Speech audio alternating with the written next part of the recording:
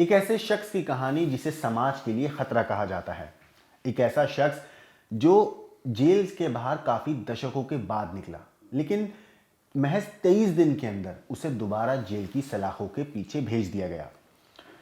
उसने कुछ नियमों का उल्लंघन किया था। उसे चाइल्ड किलर यानी कि बच्चों के कत्ल या बच्चों की हत्या करने वाले अपराधी के तौर पर जाना जाता है।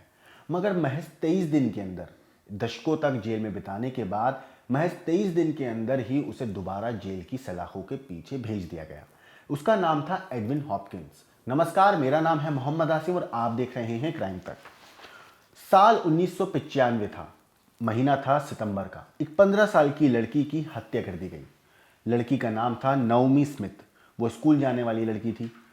अभी कुछ दिन पहले ही इस हत्याकांड के मामले में एडविन हॉपकिंस को जेल से बाहर भेजा गया था, लेकिन इसके 23 दिन के बाद दोबारा से अदालत, या यूं कहूं जो सरकारी व्यवस्था है, वहाँ की जो कानून व्यवस्था है, वो इतनी सख्त थी कि दोबारा से इस कातिल को 23 दिन के अंदर ही जेल की सलाखों के पीछे उन्होंने भेजने का फैसला कर लिया था। मगर इसके पीछे जो वजह थी वो भी आपको हैरान कर देगी।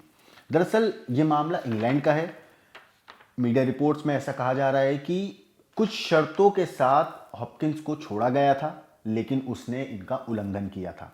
उससे कहा गया था कि वो दोबारा हत्या वाले उस इलाके में नहीं आएगा और ना ही बच्चों के करीब जाएगा। लेकिन उसने ये जो उसकी गाइडलाइन थी, ये जो उसको बोला गया था, उसने इन बातों का उल्लंघन किया था और इसी वजह से इस शख्स को 23 दिन के अंदर दोबारा से जेल की सलाखों के पीछे पुलिस ने भेज दिया। मामले में प्रोबेशन सर्विस के जो प्रवक्ता हैं, उन्होंने कहा कि लोगों की सुरक्षा हमारे लिए प्राथमिकता है। इसी वजह से हमने लाइसेंस में प्रतिबंध लगाए थे और जब अपराधी उनका उल्लंघन करता है तो हम उसे दोबारा हिरासत में लेने से हिचकिचाते नहीं हैं। वैसे हॉपकिंस को बीते साल दिसंबर के महीने में रिहा किया गया था। पेरोल बोर्ड ने इस मामले पर कहा था कि उसे रिहा कर दिया जाए। हालांकि इससे पीड़ित लड़की नवमी जो थे, उसके माँ बाप, उसके परिवार को काफी दुख पहुंचा था, क्योंकि जाहिर सी बात है उन्होंने अपनी औलाद खोई थी और जिस शख्स के ऊपर उनकी बेटी के कत्ल करने का इल्जाम लगा, जिस शख्स को उनकी बेटी के कत्ल करने के आरोप में अदालत ने सजा सुनाई, वो शख्स अब जेल की सलाखों के बाहर आकर खुली हवा में सांस ले रहा था और उनकी जो बेटी थी वो इस दुनिया को छोड़कर हमेशा के लिए जा चुकी थी। इस बात से पीड़ित लड़की के परिवार को इतना झटका लगा कि उन्होंने इस बात का विरोध भी किया। हालांकि इस मामले पर 28 साल के बाद पेरोल बोर्ड ऑफ इंग्लैंड ने एक समरी भी जारी की। इसमें बताया गया है कि नवमी का शव एक प्लेग्राउंड में उसके घर के पास मिला था। उसका गला कटा हुआ था, शरीर पर यौन शोषण के निशान भी थे। हॉपकिंस को 1997 में अदालत ने दोषी ठहराया था और डीएनए सबूत भी उसके जो खिलाफ पाए गए थे। इन्हीं सारे सबूत और अलग अलग जो तफ्तीश हुई थी उस वक्त में, उसी वजह से अदालत ने एक लंबे वक्त तक इस इंसान को जेल में रहने की सजा सुनाई थी। हालांकि इसको पहले 18 साल जेल की सजा हुई थी, लेकिन बाद में इसकी सजा में 10 साल और बढ़ा दिए गए थे। हत्या के वक्त हॉपकिंस 19 साल का था। पेरोल बोर्ड ने बीते साल कहा कि अब वो रिहा हो सकता है। दूसरी तरफ नवमी के भाई डेविड ने 2019 में ये कहा था कि उन्होंने हत्या से 2 दिन पहले अपनी बहन को जिंदा देखा था। वो स्विमिंग करके घर लौटी थी। मछली चिप्स खरीदने के लिए वो माँ से पैसे मांग रही थी। बाद में उन्होंने अपनी माँ उनको कुछ देर बाद में उनकी माँ का उनके पास फ़ोन आता है और माँ बोलती हैं कि नवमी के साथ कुछ बुरा हुआ है। इसके बाद जो है डेविड जब अपने घर पहुंचते हैं तो देखते हैं कि उनके जो घर के बाहर जो उनकी गली थी जहां पे उनका घर था, वहां पे कतार में पुलिस की गाड़ियां लगी हुई थी।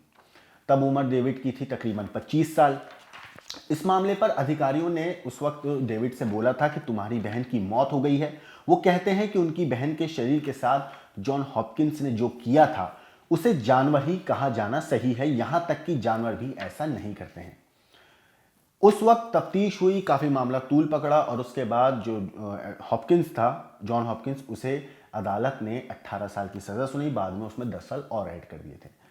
लेकिन इतने साल के बाद ये शख्स जेल से बाहर आया, लेकिन सिर्फ इसलिए इस शख्स को 23 दिन के अंदर दोबारा जेल में भेज दिया गया वापस, क्योंकि इसने जिन शर्तों पर इसे पेरोल मिली थी उन शर्तों का इस शख्स ने उल्लंघन किया।